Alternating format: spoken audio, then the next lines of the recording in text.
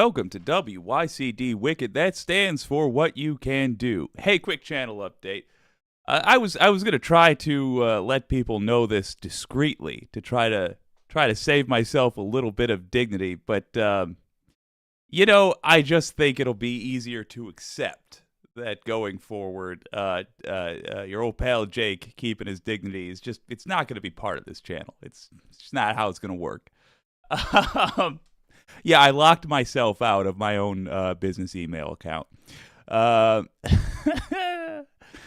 I put some security things on there that requires me to have certain devices near each other, and then I moved those devices across the state. Didn't have to, just didn't think about it. So I'll be responding to emails in the business account. Starting tomorrow. Until then, I apologize. Never once claimed to you that I was a bright man. And here is the proof that I wasn't lying. Anyway, I do apologize if you've been writing me. I will be catching up on it. It's just gonna take a little bit of time while I get reset up in the reestablished void. Oy vey. Well, how are you tonight, everybody? How you doing? Wicked Foxy Dragon always happens to me too. Wireless mic. Oh no. Yeah. The dawning realization that my nemesis, which is me from a few hours back, has once again struck was a unfun moment, but oh well. So look, we're also going to do today's show just a little bit differently. I've been enjoying having some time to think about what is the most realistic way that we're going to approach a lot of these problems. I like what we've been doing. I think if we keep doing what we've been doing, it's going to go well. But I do think it could be better. So I want to focus today's show on doing just one thing. Just one thing. I want to take advantage of the fact that it's 2023, not 2024. And people at least across the internet, it seems like across cable TV as well, seem to be understanding that 2024 is the big one. 2024 is where we will either go one of three routes. We will either fully win, where we do away with Republican tyranny once and for all. That'd be just fantastic. Boy, howdy. Or we lose democracy because Republicans take power and they are exactly what they have appeared to be. Or the third most depressing thing happens. We stave off another attempt from Republicans to undemocratically take over the United States and rob us. And we don't do anything with it. We stave off the attempt, but we sit on our hands like in 2021. Okay. Fortunately,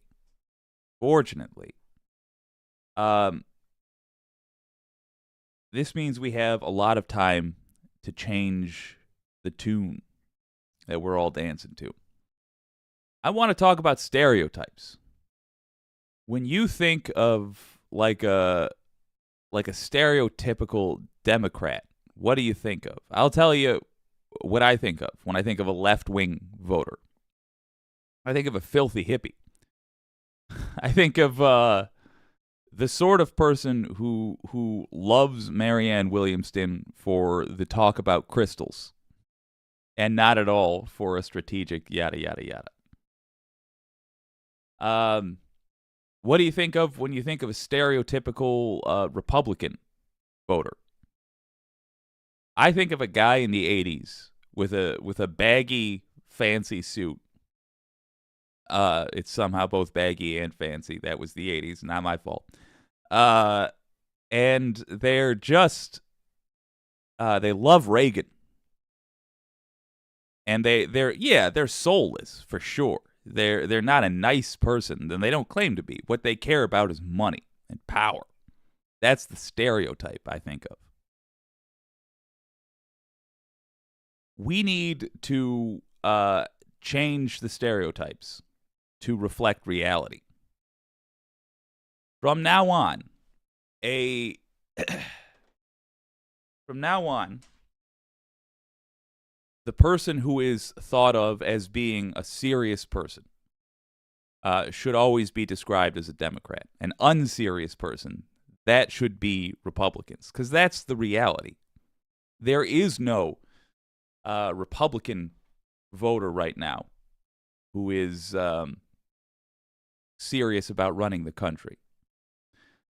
There's no Republican politician who caucuses even with the Republicans, like an independent that meets with Republicans.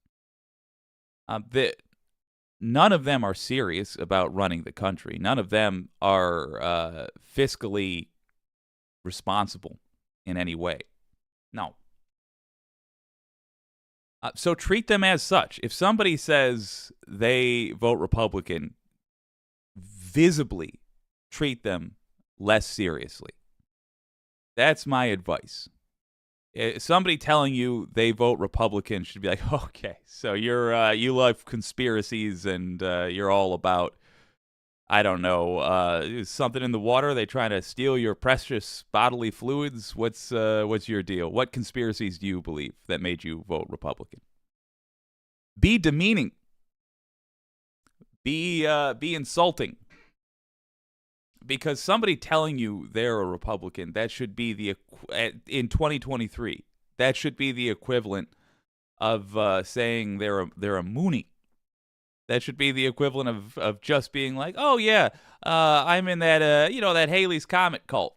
Yeah, we're starting a revival. Figure they just didn't castrate themselves hard enough last time. So that's our goal.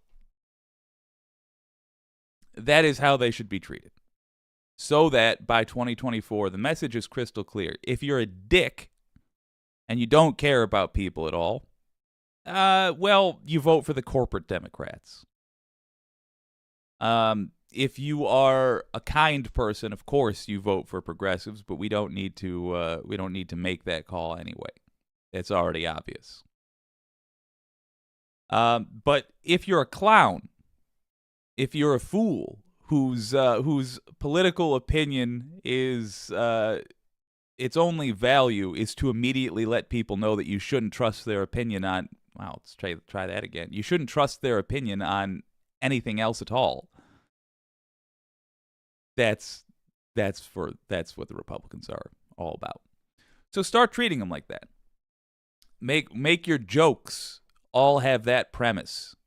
Make sure that the other folks who are sharing reality with you are operating under those same assumptions going in. I have some clips I want to show you. They all reflect that this reality is coming to pass.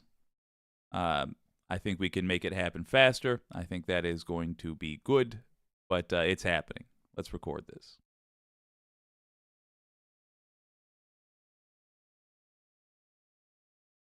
So the idea is to start treating Republicans the way they've asked to be treated. They're no longer a serious political party. I think they know it.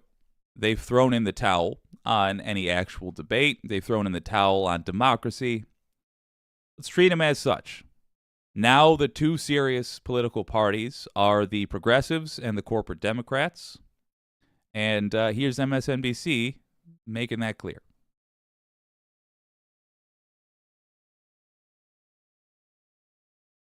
See if I can get this set up proper.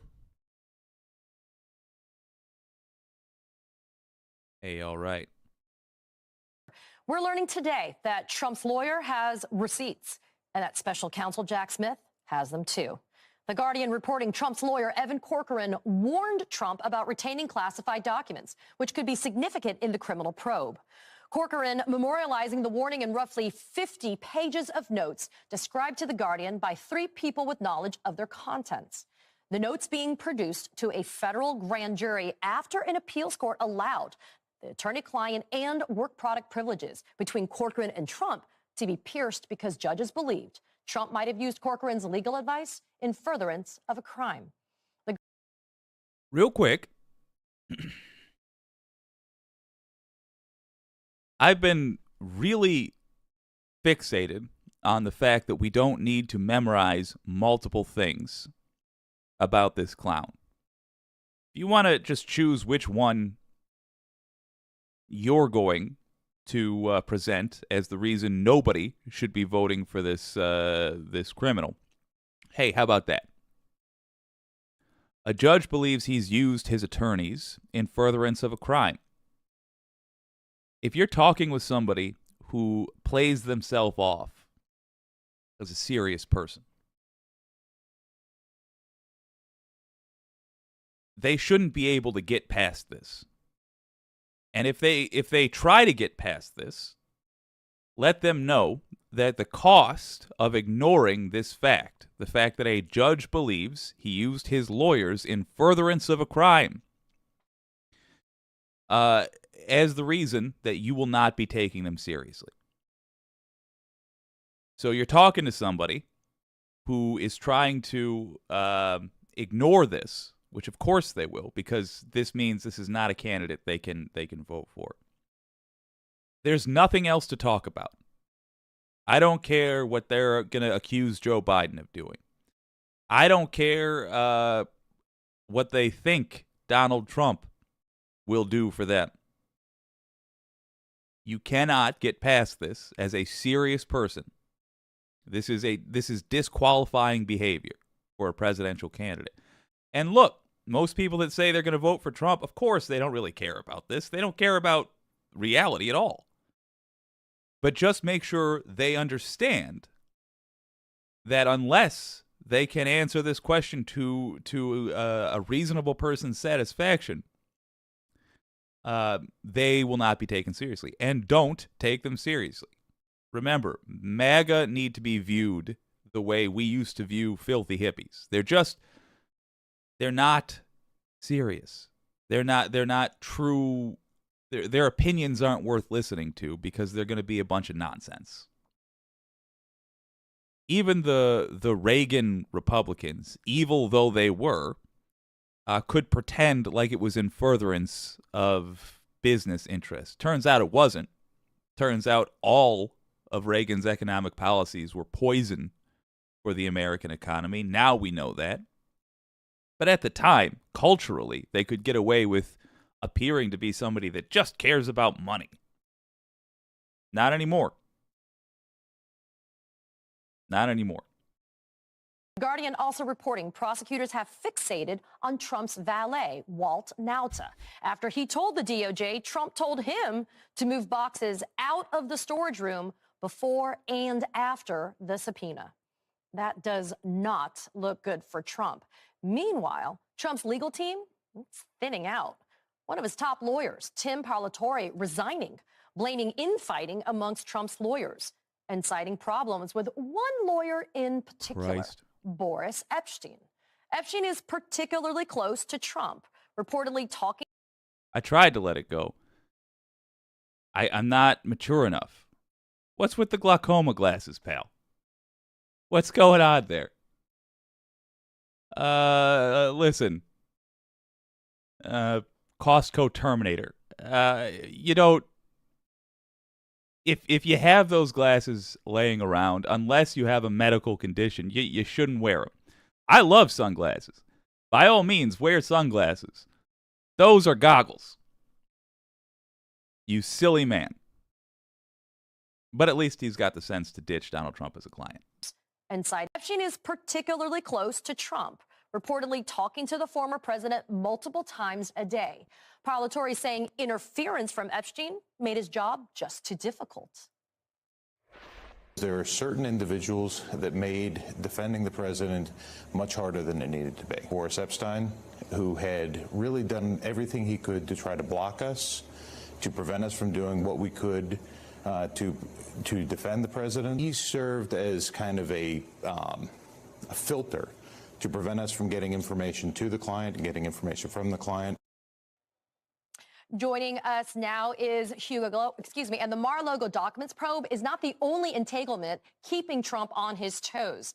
The New York Times reporting Eugene. Good recovery. Do want to talk about that real quick. It ain't nothing that he's using his lawyer like this. This is, and we've been talking about this since I became obsessed with that book by Ellie Honig. These are mob tactics.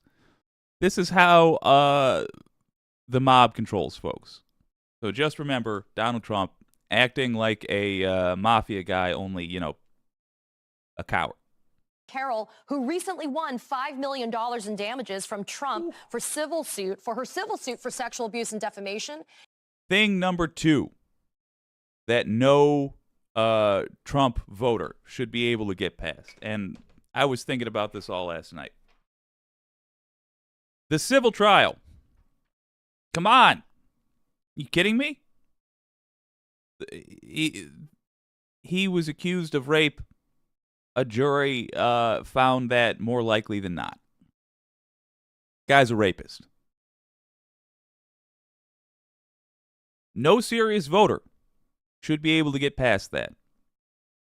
And as soon as they start whining their excuses, you just toss your hand up and start ignoring them. Just make it clear when they get to that point that they're not worth talking to. Their arguments aren't worth listening to. Unless they're saying, I recognize that he's a foul human being, but his personal life, horrifying though it may be, is not why I'm voting for him. Is not why I'm voting for him. I'm terrible talking today. That is an actual argument, and if you want, you can have it. But if they're saying anything else, like they're all just lying about him, just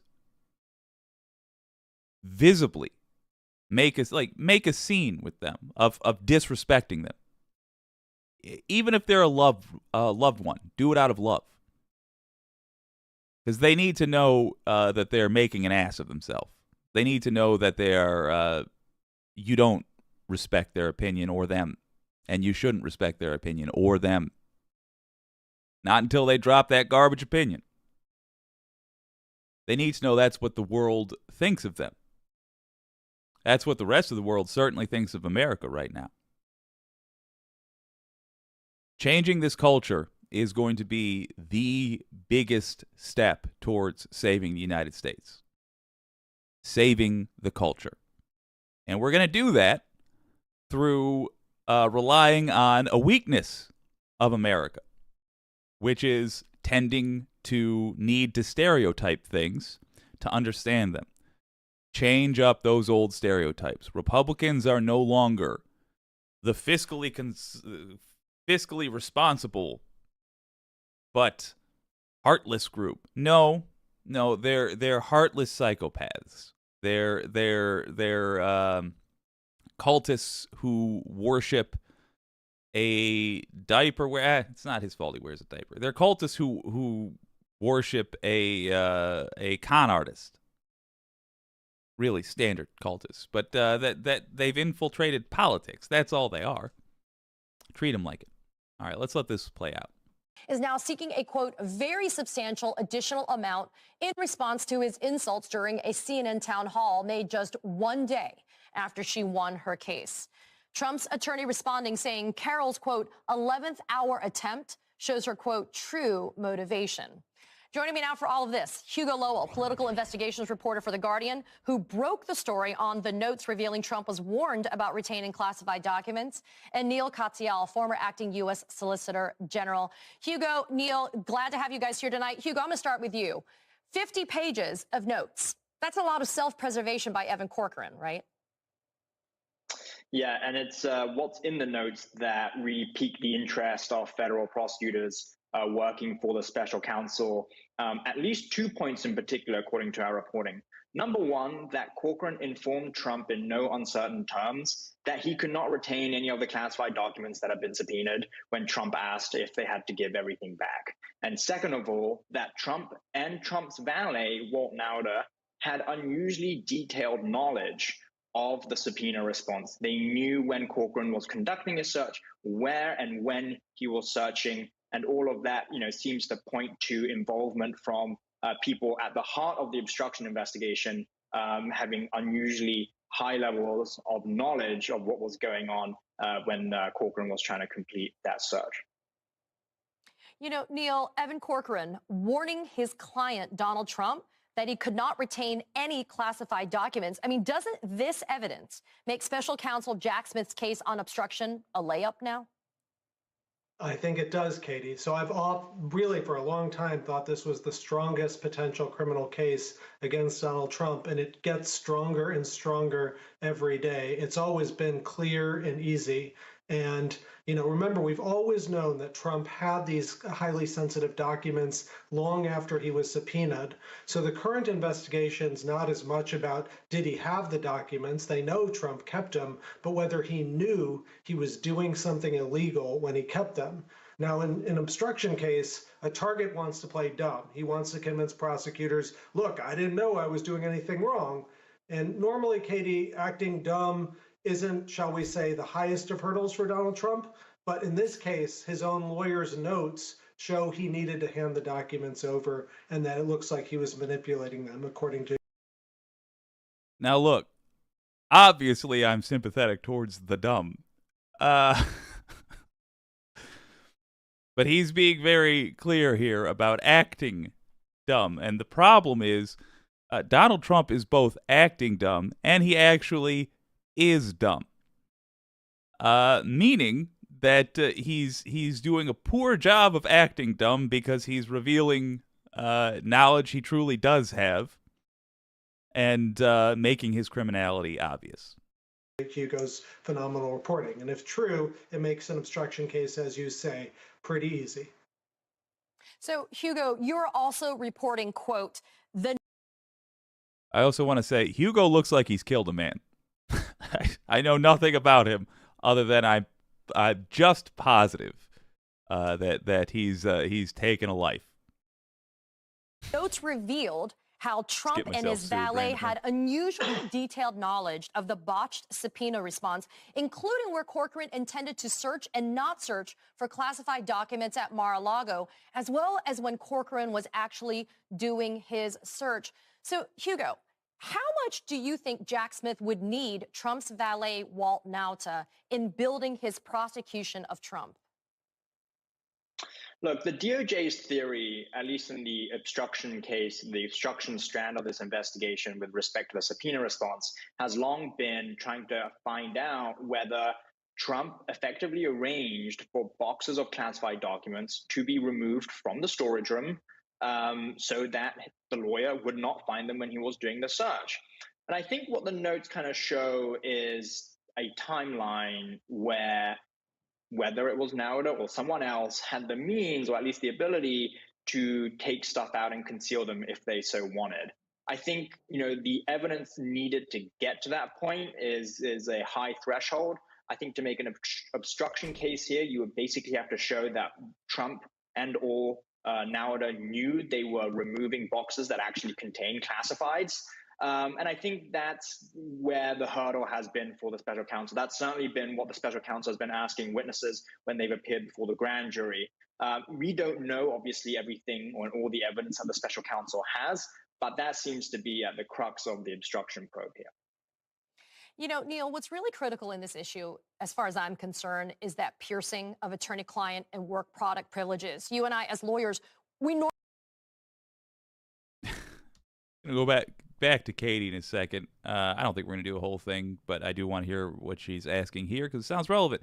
Just really want to stress. They're just describing in detail the covering up of a crime, which is itself a crime. And once again, we always say in politics, this comes up so often, that the cover-up is worse than the crime. It shouldn't be. The taking of classified documents should be the sort of thing that is what you go to prison for. In the future, we will have to fix that. And you know what? Fortunately, Donald Trump is helping us. Until now, really what that's meant, that the cover-up is worse than the crime, it's meant that it is so difficult. It's not what was intended to be said, but it is what was said. What was intended to be difficult was to hold a politician accountable for anything. And the only thing you can't do is look shady. That's it. You just can't look shady. And if you did something wrong, you have to hang your head and do a press conference and say, I shouldn't have done that. Anyway, 2 months probation. But yes, currently the way things work, the cover-up is indeed worse than the crime. And Trump really, really, really, really, really tried to cover up the crime. Is that piercing of attorney-client and work product privileges. You and I, as lawyers, we normally would never have the conversations between clients and ourselves disclosed to a federal grand jury or federal prosecutors, and we certainly wouldn't have our work product in terms of our notes. In this instance, though, not only was it a trial court judge, but an appeals court said, you know what, there's enough evidence of crime fraud here to be able to sustain piercing those particular privileges. Considering all of that, do you think we're at the point where an indictment should be about as imminent as possible? I do, Katie, and you've hit it exactly on the head. So when a client comes to talk to me, let's say a criminal defendant facing jail time, normally those conversations are privileged because I need to be able to defend that person, and that person needs to be able to talk to me openly and honestly. And that's, one of the oldest privileges in American law is that you can talk to your attorney and not have to worry that it gets out into open court. The exception, and it's a really narrow one, I've almost never seen it actually applied in practice, is when the lawyer is party to the crime in some sense. And here, as you say, it's not just the trial judge, but the Court of Appeals, our nation's second highest court, said, yeah, it looks like a crime was committed and looks like this evidence is material to it. And that's why the information's coming out in this criminal investigation. That, to me, as your question indicates, says this is a crime. It's a very high threshold. The judges have already determined it to be a crime. Now, the only question is whether it's Trump or someone else that the attorney-client privilege was pierced for. And I suspect, there's one probably pretty easy answer to that question. There you go.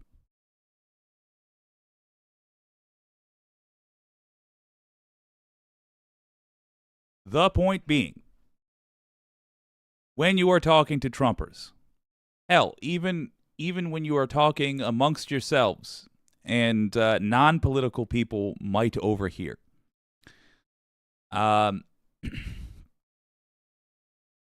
you don't need more than that right there to demonstrate why anyone even considering voting for Trump is a clown.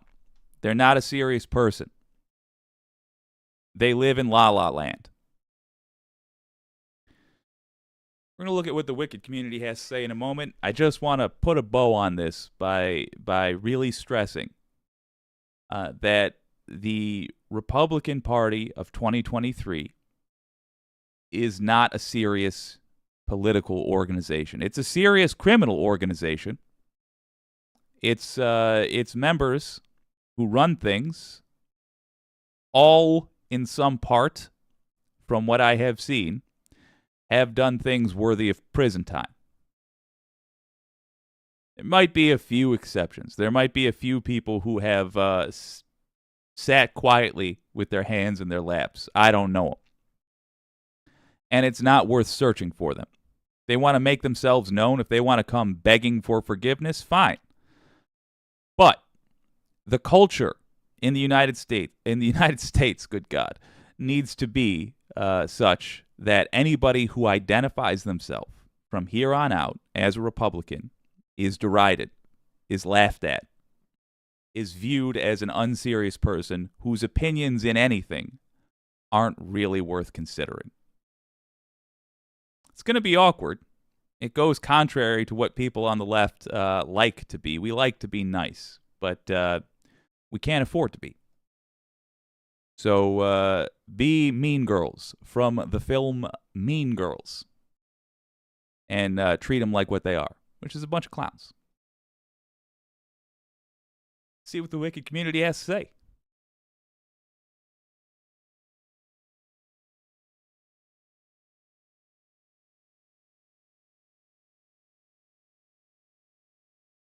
Ooh. Tamara Chance, I'm hanging in there. What does this have to do with Hunter Biden's laptop? Yeah, exactly. Wicked Foxy Dragon, LOL, it's just as relevant to the laptop as everything else they say is related to it. Yeah. Tamara Chan says, I was just explaining all this to George Santos while we were on the space station. Well done. Well done. The anti-corporatist, Ivanka's iPad. You know what? Anti-corporatist, let's start doing that. Every time you hear Hunter Biden's laptop, we gotta freak out. Just make up something. Literally just, I mean, for as relevant as what they're saying is, just, yeah, do Ivanka's iPad. Just say, hey, wait a minute. What about Ivanka's iPad? How come they haven't turned that over? What about Kushner's BlackBerry? Just have fun with it. Why not? That's going to be part of not taking them seriously, is just turning anything they say into a big joke. I do like, all right, I realize that's a kitty that's laughing in Snixabia's reply there, but I do think we should have some Foxy emotes. I'm going to work on that. To be continued. Snixabia, I heard Santos designed and built the space station. Yeah, he did. He and Neil Armstrong famously got into a leg wrestling match for who would get to do it, and Santos won. Yeah, Don Jr.'s sock drawer. No, maybe not. Yeah, those things are going to be light as a feather, stiff as a board. The anti-corporatist. Who is Scott? No, it's not. He forgets 2 to 3 years per counts of deliberately retaining national defense documents. Yeah, absolute GD psychopath. What the hell was that other thing I wanted to show? Oh, right. Okay, folks. So look, you all pay attention to politics. People are asking, the anti-corporatists. I love it. You guys pay attention to politics. Most of America doesn't. Not really. And also, I should record this.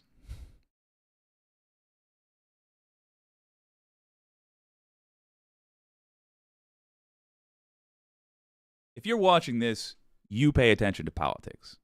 The algorithm got you. Got me in your feed because you've shown an interest in these things. Most of America is not that. Most of America doesn't pay attention. The focus of today's show, and you might be watching the clip later, I encourage you to check out the live show. But the focus of today's show is on reaching those people that don't really pay attention to politics. That means we are giving them just the broad strokes. We're not lying. We are communicating reality.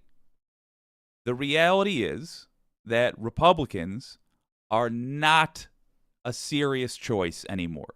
Anybody who is claiming to be a Republican, that they are telling you that they are not somebody worthy of paying attention to. Okay. Oopsie daisy. There we are. They're telling you they're not somebody who is worthy of paying attention to. That's fine. Good. Treat them like that. Laugh at them. Remember that now when somebody says they vote Republican, you say, "Oh, you're a space lasers person, are you? You believe in secret cabals running things?" And okay, yeah, I get what you're about. I don't really need to hear any of your thoughts on grown-up things. I'm going to go talk with serious people. It's less for their benefit and more for the benefit of the people who don't really pay attention to politics, who hear you talking to them. They need to have a realistic understanding. When they go do their default vote, you want them to go into the voting booth and think, what am I? I'm a serious person, so I'm going to vote Democrat. Because that's what serious people do. That's what people who actually want all this stuff fixed. I don't care about the nuts and bolts. I don't understand how I don't know what a millage is. I just know I don't want Republican to be a clown. I don't want the government to be a clown show. And that's what I'm hearing on the streets. If you vote Republican, it's going to be a clown show. So I want serious government. We can reach people all over the country like this. Yeah, in red states, the people that really care about politics really care about Republican politics. But in all states, the largest block of potential voters are people that do not pay attention to any of this. We're going to get them. Here is why.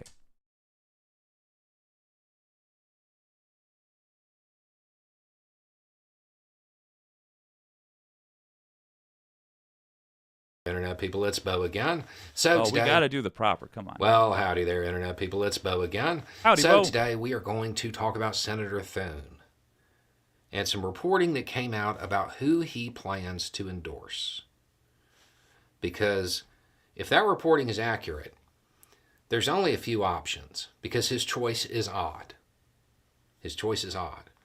If you don't know who the senator is, he's the number 2 in the Senate. He is, he's not McConnell savvy, but he's no slouch either. And his choice... Let me just be clear. When we had that wonderful interview with the True North Eager Beaver podcast, Paul's choice, I believe it was Paul. It was, yeah, his choice is for the most capable, not favorite, but most capable U.S. politician. This is from somebody who lives outside the country's point of view, Mitch McConnell. So don't think it's making fun of Thune to say that Mitch McConnell is a more capable politician, more savvy politician. He's basically the devil, but he's a competent devil.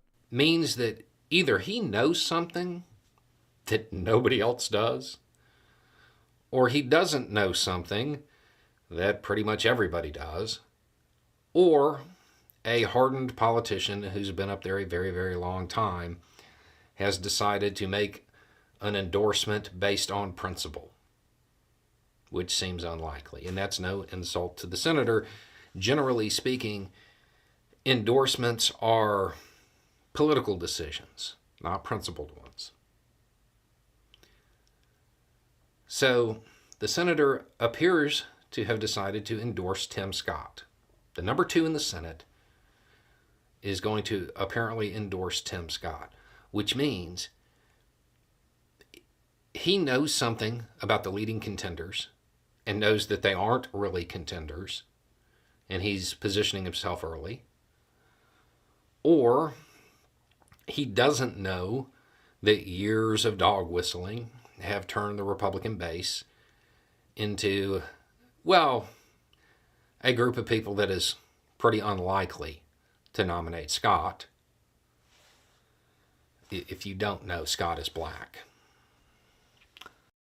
Tim Scott is also one of the few Republicans to take an honest whack at gun reform. Now, don't think that means I'm going to say that you should go back to treating Republicans seriously. He is, in a time where children are getting massacred, when Americans are about as safe as people in Iraq during the height of the Iraq War, in terms of the likelihood that an American bullet will kill us. He's the only person who took a serious whack at gun reform. And by the way, he also torpedoed his own legislation. So, it was a bipartisan attempt in other words, Tim Scott was a part of, and he was the guy in charge of making it as ineffective as possible so that Republicans would pass it. I'm going to do a real quick read of this and then let Bo just wrap it right up. I think Thune is supporting Scott because Thune wants to continue existing in politics after the MAGA insanity passes. He thinks there will still be a Republican Party. I do not. And he knows that this era, even above the nightmare racism, he knows that the thing that will damn us the most in the eyes of history is that we let our children die. We allowed our children, through our inaction in all forms, including us not being in the streets enough, us not dragging Republicans out of their house and throwing them into the Senate to repeal or to put legislation in that would prevent these weapons of murder, these tools of murder, from being in the hands of psychopaths, including us not just slashing every Republican tire we come across.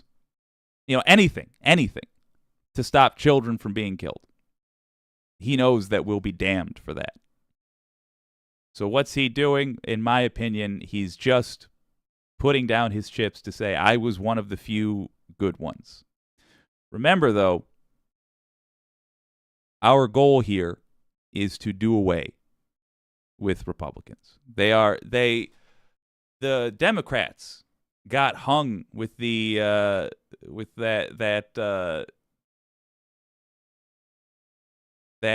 stereotype of being not serious. We were considered kind but not serious. Kind but not effective. Republicans can't live when they are not taken seriously. They can't exist because they are cruel and not serious. They are cruel and not effective. They don't give a damn about people, and they're willing to hurt them to accomplish their nothing. So, broad takeaways. I think this is just Thune, in terms of what Thune is doing for himself, that's politicians. It's him acknowledging that the fever will break.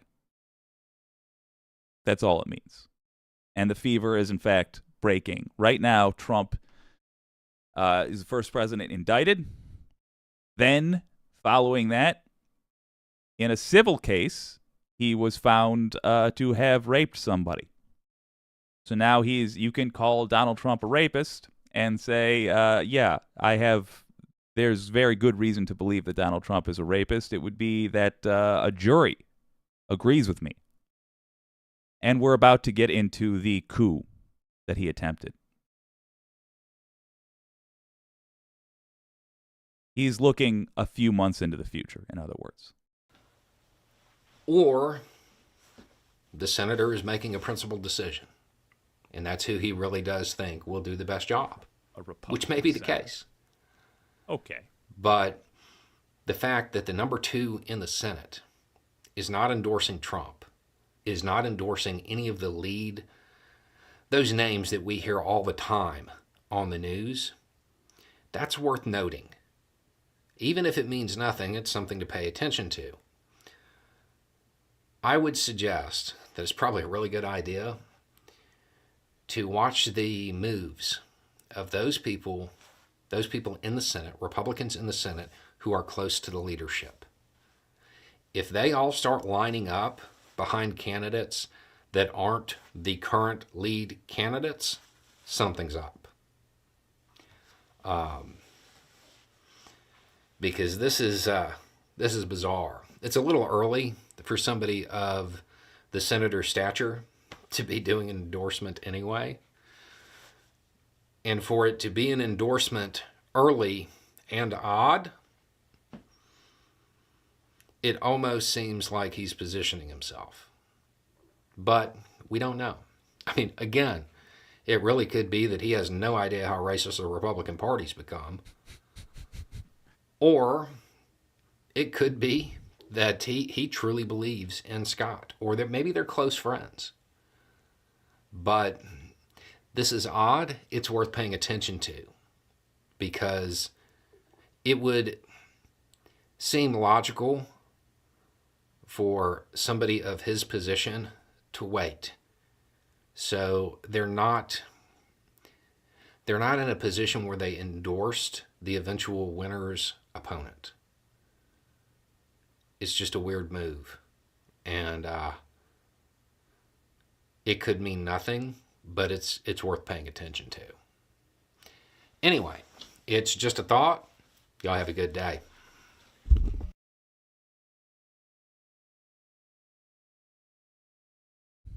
Okay. It's a weird move unless you don't think there's a real great shot that any Republican is going to win. I agree with his assessment of Thune. Is that guy Mitch McConnell? No. But he's not wet behind the ears. He understands. I think the easiest thing in the world for new politicians is to think that the next 6 months are everything. 2 months, just 2 months. That's an eternity in politics. That's so long. So much can happen. Think about what was known of Donald Trump 2 months ago. Was he even indicted 2 months ago?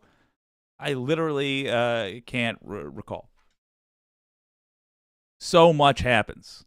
And these days, oh my God, so much happens. But the people that actually prepare a little bit, they have superpowers. I think Thune is setting himself up to look like a reasonable human being in a time where that will be the only way to survive politically. I think we are about to have a massive crash. I think we're really right on the edge of it. I think it's going to happen at an anticlimactic moment. I think that right before the S really and truly hits the fan with Trump, DeSantis, etc., you are going to see the establishment Republicans abandon MAGA in every way. Just do everything they can to make it clear that these are two groups working within one party. Right now, with McCarthy, it's hard to see that. With McCarthy's little stunt in the House with the debt ceiling, by the way, Joe Biden getting serious about using the 14th Amendment. Delighted to see that. But the fact is, it's not sustainable. And people that have been doing this for a while know that Americans will need a couple of months before the election in 2024 to forget about all the tragedy, to forget about all of the ways that Republican nonsense has affected their lives. It cannot be fresh in their minds. So I think soon, very, very soon, like shortly after Fani Willis announces when Trump will have to appear in court and answer some real serious questions about a coup, you're going to see the split we've been talking about here show itself. Starts with Thune. Those people who are gettable, they're the kind of people that Thune is trying to fool. They're the kind of people that Thune wants to convince he's a serious person too. Just remember the theme of today's show. Change the culture.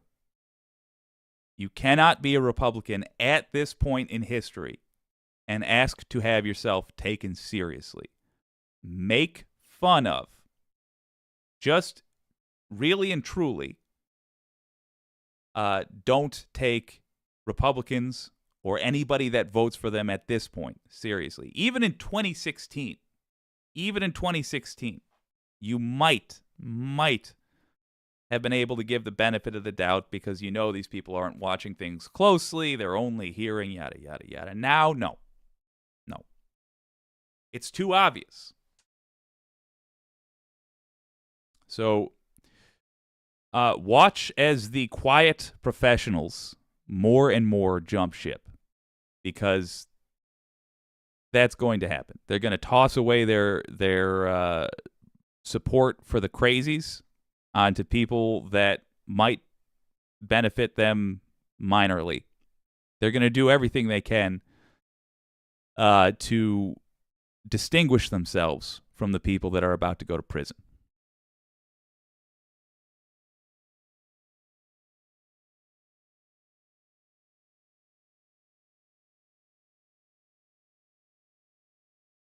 Foon, yes. Oh, God.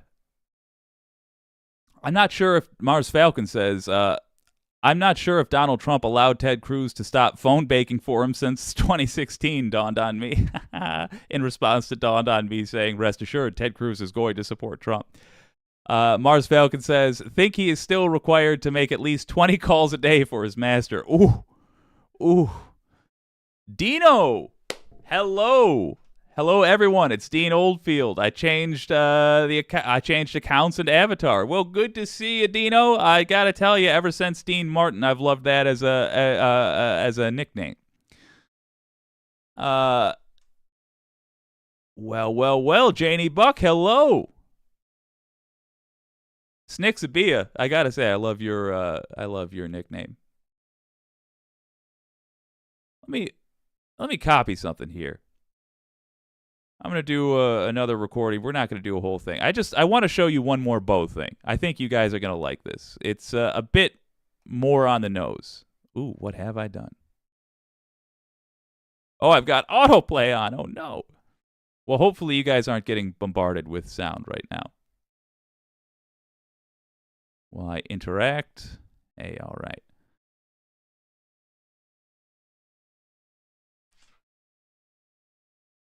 It's going to be a while before tonight's show gets up in terms of clips because I have absolutely pooched it.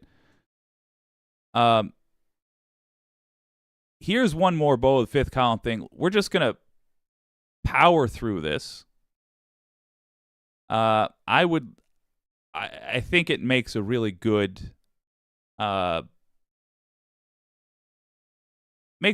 case for why we should be going for those not dumb, just unpolitically interested voters. Here's Bo's thoughts. Well, howdy there, Internet people. It's Bo again. Hey, so Bo. Today we are going to talk about two messages that I got that intersect. And they deal with messaging and red states. They were both in response to that video about the Democratic Party not being great at messaging. One said, I don't like that you said that, it's just running the wrong candidate in the South. They're red states. You can't win in a red state. The other one was a question that basically asked, hey, if there was one piece of messaging you could give to the Democratic Party, what would it be? A campaign to explain that there's no such thing as a red state. Not really. So, the person who sent the message about not being able to win in the South because they are red states came from Texas. So we're going to use Texas as our example. Now, real quickly, I ran all of the numbers I'm about to go over. For Texas, I did the same thing for like Alabama and West Virginia. Generally speaking, there aren't any places that are statistically a red state.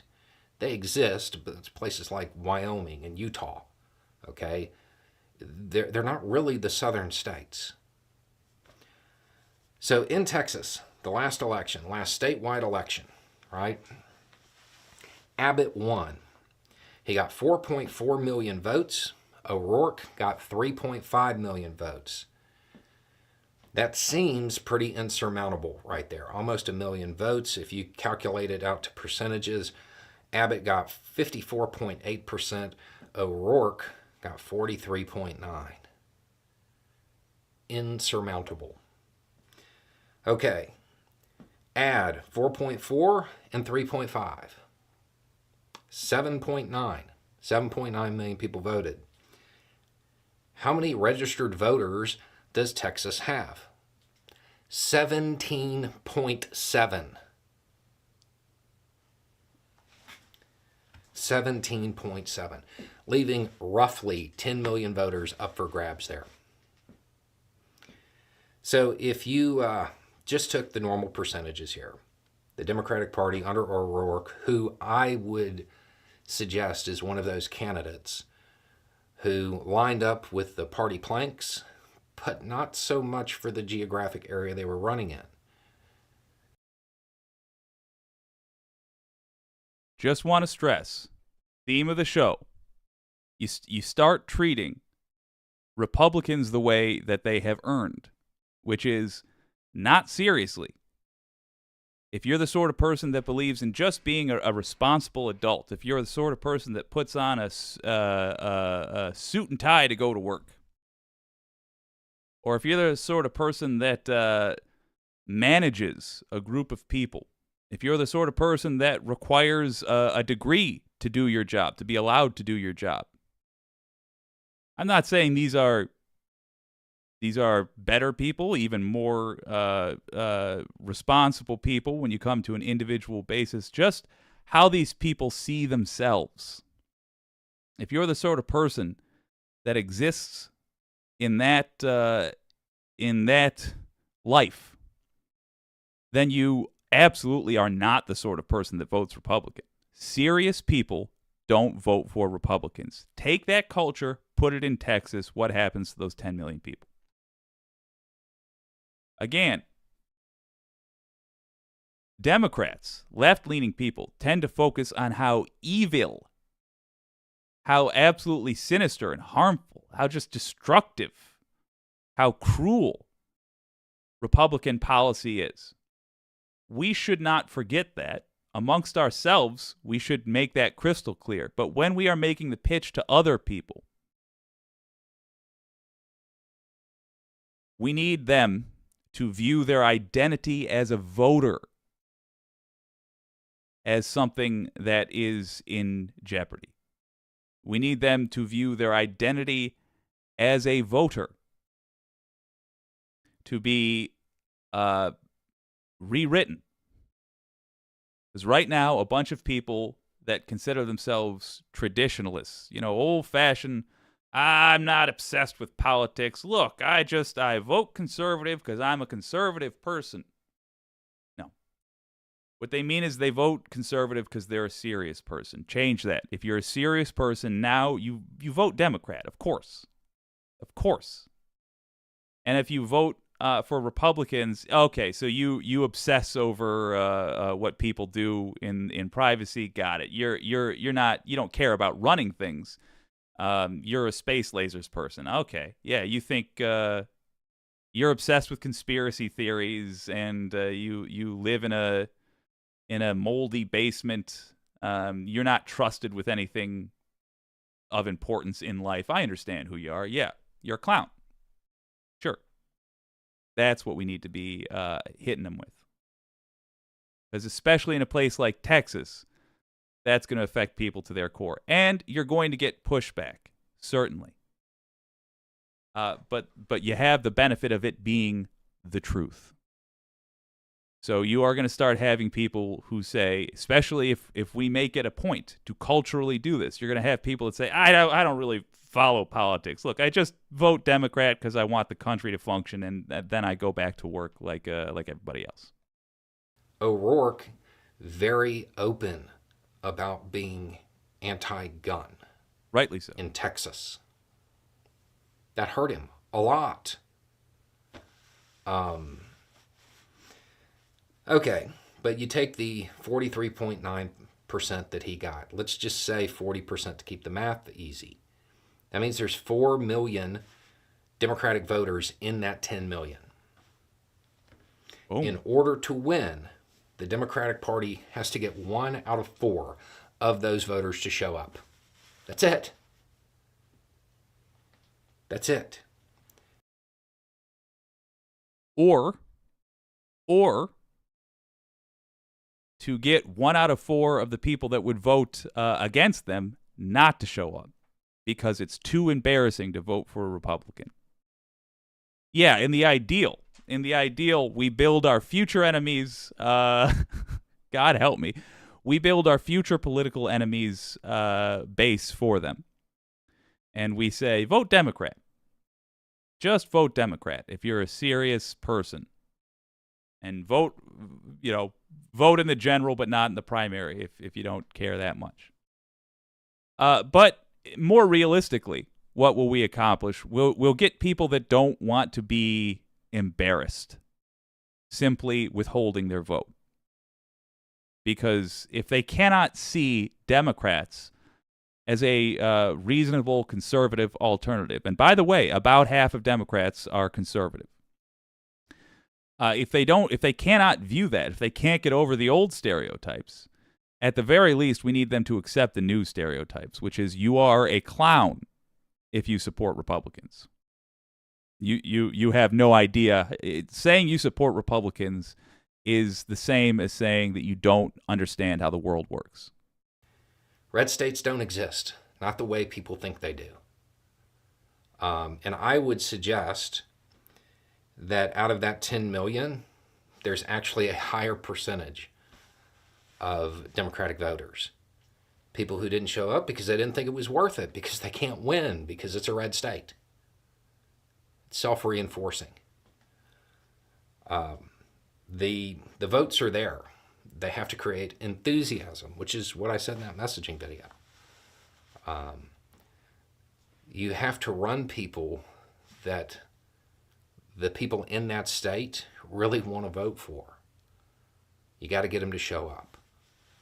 That's how it can be done.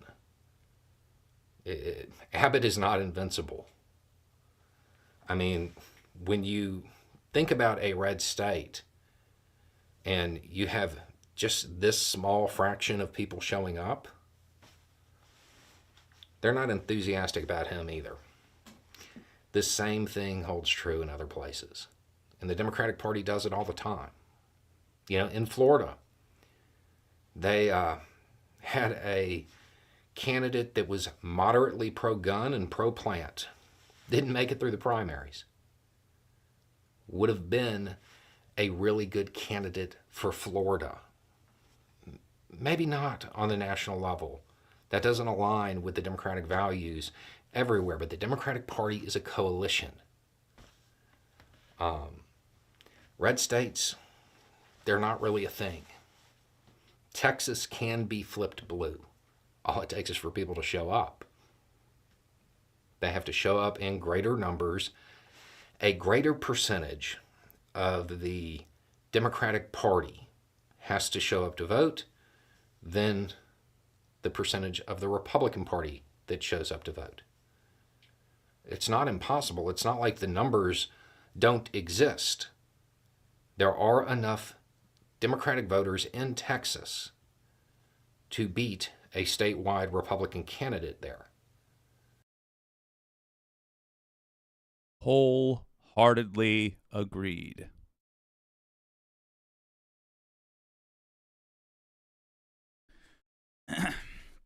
Let's talk about appealing with this new paradigm.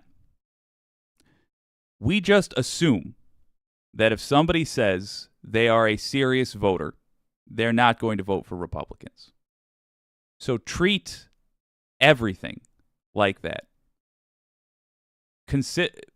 If somebody presents them to you as presents themselves to you as a serious voter, and you ask them what candidates they support, be performative. If they say, well, I like DeSantis because, be like, what? Wait a minute, you actually care about policy and you're considering any Republican? Really? You're the space laser party, huh? The trans panic party. Okay. But then you got to take it farther. You have to actually make pitches to people. Well, you can. We're no longer anti-gun. We're pro-responsible gun ownership. When you're talking to them, you are pitting them now against the cartoon versions of themselves that have been calling the shots. Say, I don't know any Democrats that are anti-gun. I truly don't.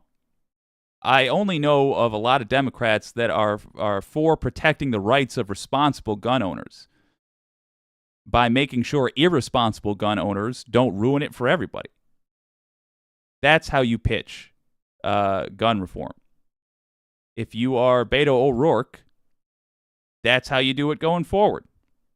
Say, I'm trying to protect the rights of responsible gun owners. I don't want punks out there with their, their assault rifles, firing them into the air, making a scene, making it be so that we cannot walk down our streets safely. No, I'm for responsible gun ownership.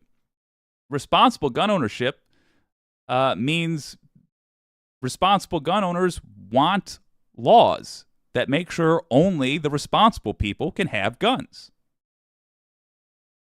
If you want the gun that was promised to every American with the Constitution, with the misreading of the Constitution, then sure, every American has the right to a Kentucky flintlock pistol. Made in the early 1800s, that would be the earliest gun that an American would have a reasonable expectation to be allowed to have. With no questions asked. But an assault rifle, no, that's only for a responsible person with a license. Someone who owns a gun safe. Or a room dedicated to the storage of that gun. And it's got a lock on the door. And that key is in the possession of the person who is licensed to own the gun. Of course. That's how we talk about these things now. Serious adults talking to children, in other words. Marijuana. Look, I understand there's lots of fanatics that don't know anything about how the world works in the Republican Party. I'm pro-business, however. I'm pro-personal responsibility, which means I believe that people can make choices for themselves about what they put in their bodies. I'm not going to be like one of these temperance people that wants to outlaw booze, I assume, as well, because that's way harsher on the body than weed. And I'm certainly not anti-business like these Republicans are. I'm certainly not pro-cartel like all these Republicans are. Americans smoke weed.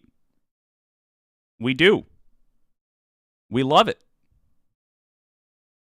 Americans also love another kind of green. They love money. And every state that legalizes weed gets a huge boom in business, a massive boom in tax revenue, and all that money that goes to buying legal, good old-fashioned American weed.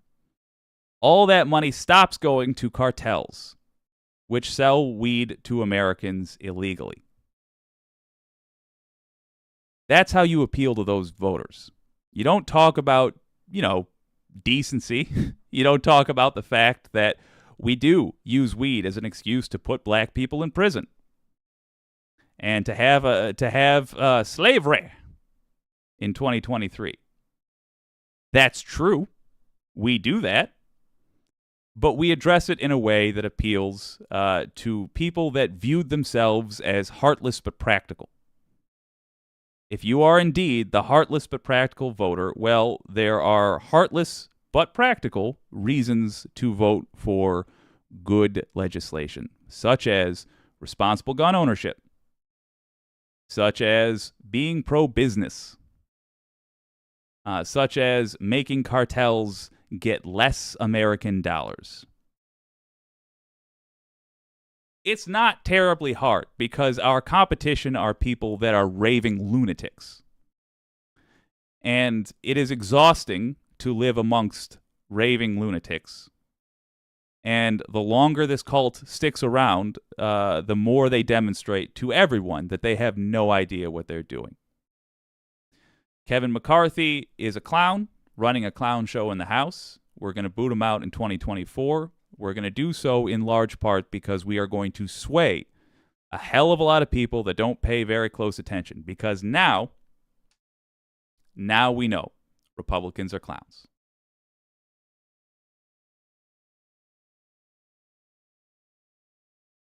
And see what y'all have to say.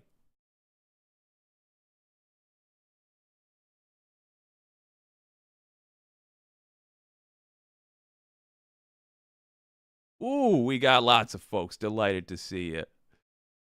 Our More Equal just got off work. Hello. Good to see you, Our More Equal. Mars Falcon, greetings. Merry end of the workday. I like that. I'm going to steal that. Ooh, yes. Patrick Kivido. I have been preaching the same thing for years. We keep counting on young people, and I think their high water mark is 22%, maybe 28%, but still, wholeheartedly agreed. Tamara Chad says, South Dakota dumped Senate Majority Leader Tom Daschle and got Thune. Yeah. Ooh, let's see. Wireless Mike praising a point by the anti-corporatist. I want to see it. Where's that point? Yes, anti-corporatist says, Vosh actually recommended that same tactic earlier. Yes. I love Vosh. I should do more Vosh. Problem is, he and I do the same spiel. We both we jibber jabber for a long time. Sadly, a bunch of them live in districts with over 1 million people and only one polling location. Yeah. And then Dino says, I wish these people had any embarrassment. Wholeheartedly agreed. That's the problem is we're relying on them to be embarrassed by their own actions. We're relying on them to think for themselves. No, we need to supply that. We need to, as soon as somebody reveals they're a Republican, that should be like revealing that you soiled yourself 10 minutes ago. It's the sort of thing you keep to yourself, change as quickly as you can, and then never bring up. The anti-corporatist, I know that you weren't pro Olemi Olorin when she said that she is a prison abolitionist, but it does allow the rest of us to sound like non-crazies when we push prison reform. I screwed that video up so bad. I was actually 100% pro everything she was saying. I was ranting about how I can't stand that it's not pitched for regular folks. But I'm going to do another video with her because her videos are all just solid gold. And I actually was in favor of what she was all about. I just didn't like the way it was pitched because it doesn't address, or rather it didn't address what everybody will think the main concern needs to be. But I'm going to do a makeup video. Our More Equal said, I wish I had the time and bandwidth to start a YouTube channel that is like one of those tables where people say, I believe blah, change my mind. Ooh, I like that. Anti-corporatist, Our More Equal, and probably going to start one soon. Anti-corporatist, as soon as you do, let me know, and we will promote the hell out of it. For sure.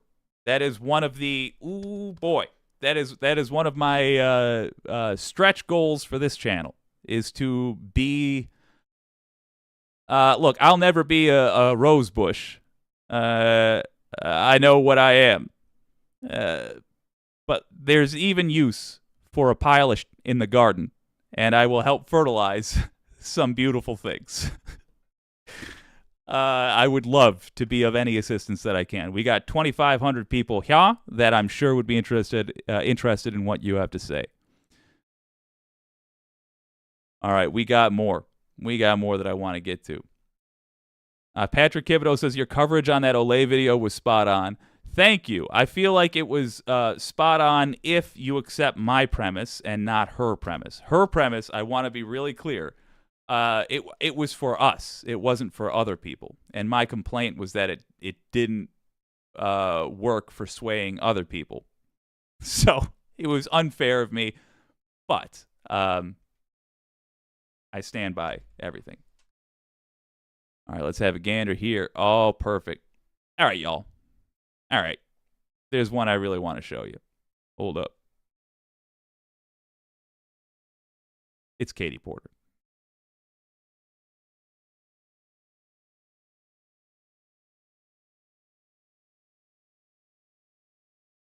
Oh God, putting up the clips tonight is going to be a nightmare. I pooched the recording so bad. It's like a Picasso. Ugh. Here we go. Boy, I'll tell you, one of the people I appreciate most working in government currently is Miss Katie Porter. She's a California representative who's she's like Elizabeth Warren, but she's as grumpy as Bernie Sanders. I'm really looking forward to her having a long and fruitful career. Is she perfect? Absolutely not. But what I like best about her is what she does right, John.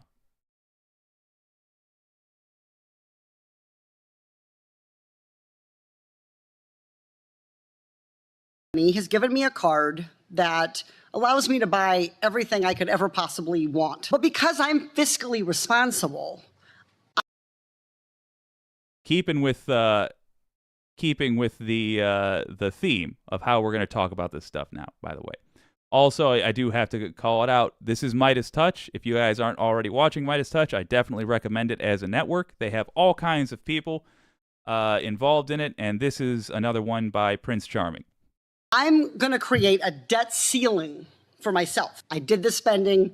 I've got to pay it back. You see, Kev, this is what you call an effective metaphor. And Katie Porter even used your credit card comparison only, well, correctly. And think about it. A debt ceiling is like giving your child a credit card, and they charge the limit all the way up. Would you just raise the limit? No. You would sit down. Well, if it meant playing with America's standing at full faith and credit of U.S. government debt, I feel like you can deal with the spending in other ways, which is totally legitimate. So if you just raise the debt ceiling, do you think $31 trillion of debt? The CBO has come out in the next 10 years. Do you know we'll pay 10.5? You did it 3 times in the Trump administration. As we did economic changes. We never raised the debt ceiling by itself. But the tax cuts, that was like $2 trillion deficit. There are very few better at breaking down complex government issues than California Democrat Katie Porter. And sure, while there's nothing complex about Republicans playing chicken with the economy over the debt ceiling, something they raised 3 times under Donald Trump, 7 times under George W. Bush, and 18 times under Ronald Reagan. And not to forget that 97% of all US debt was incurred prior to Biden's presidency, 25% of which was incurred under Donald Trump. But regardless of those minor vital details, Katie Porter does a fantastic job explaining how the debt ceiling actually doesn't keep national debt down, but does threaten long-term financial harm, which, as we all know, 99% of the time impacts working class families at the benefit of the 1%. So let's say my credit card company has given me a card that allows me to buy everything I could ever possibly want. But because I'm fiscally responsible, I'm going to create a debt ceiling for myself. It's modeled on Congress. I am getting my debt. I'm going to set my personal debt ceiling at $1,000. I don't want more than $1,000 of debt. I want to be fiscally responsible, no matter how much my credit card company is willing to loan me because of my stellar credit card history. So I go to the store, and I have a lot I need to buy for my family. I fill my cart to the top. I get to the front of the store, and I ring up $500. I look at the bill, I reach for my card. I worry because I know I've already spent probably $1,000 in the last few weeks because of an ER visit, braces for my daughter. Dr. Edelberg, will my credit card company respect my personal $1,000 debt ceiling, or will this transaction go through? The transaction will go through.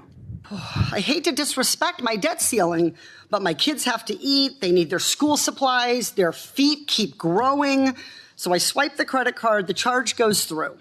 Now fast forward. My credit card bill arrives. It's more than my $1,000 debt ceiling.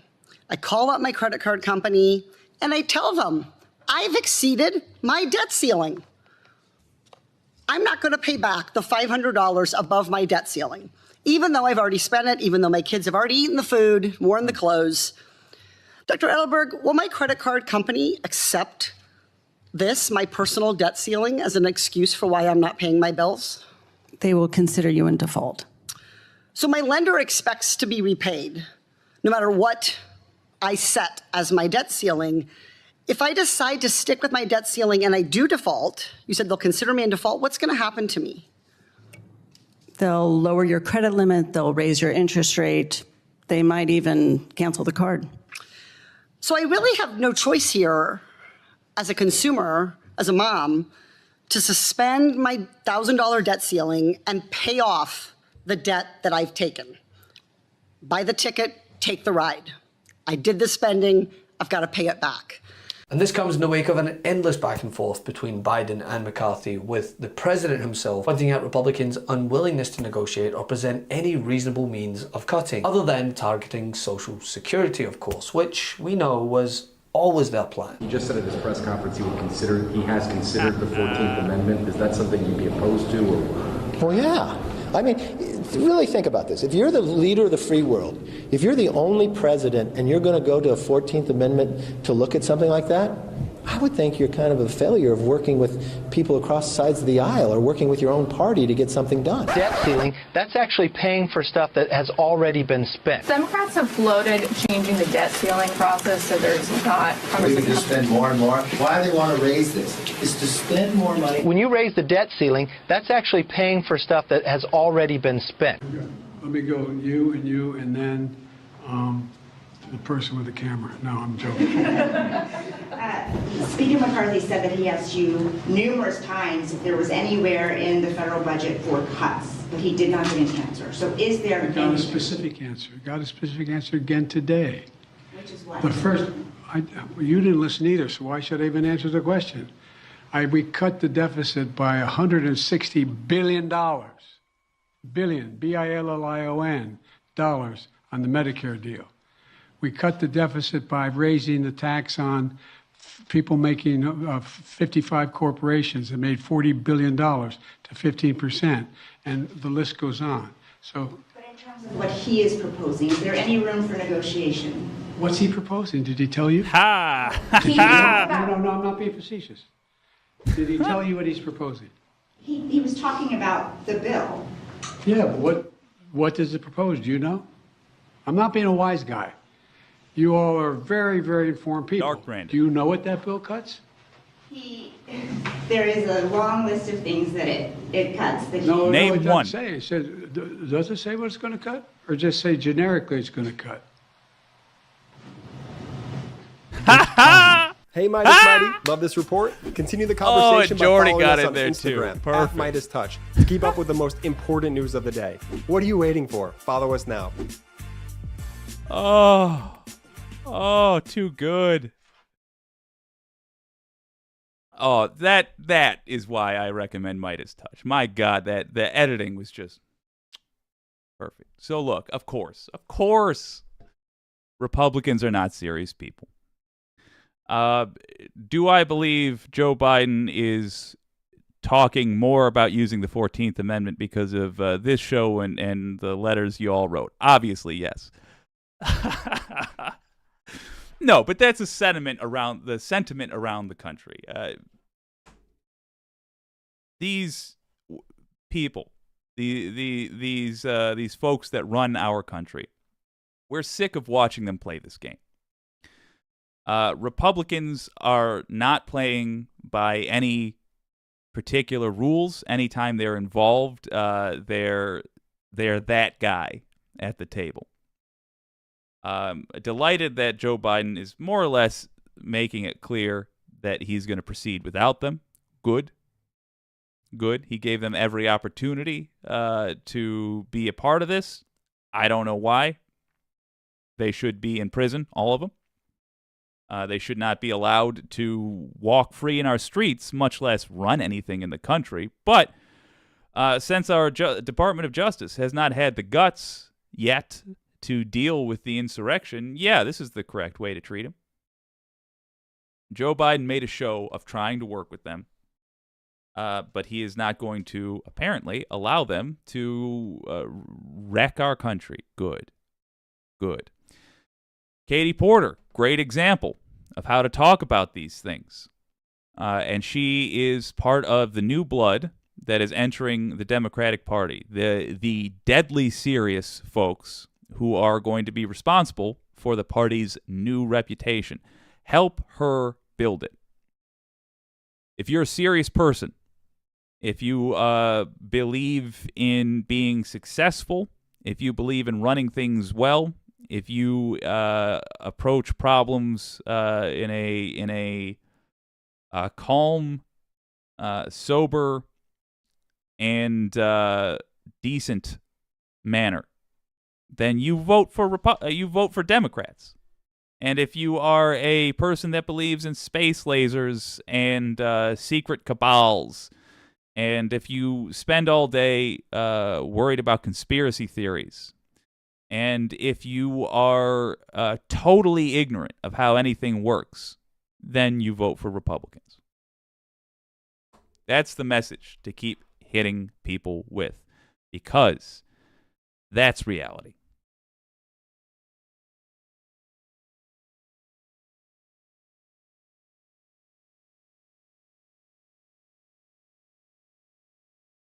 Let's have a look at what the Wiki community has to say. Dino, yes, ranked choice. Interesting. Are more equal. I wish we had ranked choice voting for president, though. And when we get the fires down to a smoldering heap, I would like U.S. to focus on getting ranked choice voting for all elected offices. I have heard some interesting things on ranked choice. To be continued. I'm intrigued, certainly, by the idea. Mars Falcon, if not, the gum is a wild stick of Wrigley Spearmint obsessive audio. Those things give him grief without a proper leash. I don't follow, but I am not terribly bright. Are more equal. The space lasers are real. That's how we measure the distance from the Earth to the moon. That's fair. There actually are such a thing as space lasers. They're just not started. They're just not used to by the Jews to start forest fires in California, which is what Marjorie Taylor Greene, for the record, actually believes. Oh, these are dumb enemies to have. Oh, I feel like, Claw from Inspector Gadget had to be pretty embarrassed that his nemesis was this goofball Inspector Gadget. I feel like the opposite of that. If like Batman, yeah, you know what? I feel like if Batman is running after Calendar Man or Jim Carrey's Riddler, like, I'm embarrassed that this is our enemy. I'm embarrassed that this is the person we have to struggle against. This ridiculous, clown, how about that? Yeah. If I'm hoping that by the end of my life, there's another political force that is more serious and has to be dealt with like educated debates and not just look at what this madman is ranting about on the street corner. Our political opponents are the very people that would walk around with the end is nigh signs. Ugh. Good Lord. Well, anyway, takeaways from today's show. Be very clear with your fellows. When you talk about who Republicans are, remember they are not to be taken seriously. Any Republican voter is someone who is an unserious person. They are showing their ignorance if they say that they support Republicans. Any of the reasoning they have, don't listen to it. Don't bother with it. You can let them start talking, being like, okay, space lasers, and yeah, I got it. So you're a conspiracy person. All right, whatever. Look, don't vote. You don't know how any of this stuff works. Don't participate. You watch Fox. You don't know how the world works. You watch Newsmax? No, you're not. I mean, why not just go to the National Enquirer for all your news? What is Bat Boy up to these days? Treat them like that. And remember that the benefit is for the person who's listening in on the conversation. Remember that we are trying to get those 10 million people in Texas who don't really pay that close of attention to get the accurate impression that anybody who's siding with Republicans these days is just an unserious loon. They're a crazy cultist. And Republicans have no business running a slushy stand, much less the United States government. Thank you very much for joining me today. This has been WYCD Wicked. That stands for What You Can Do. My name's Jake. I'll see you next time.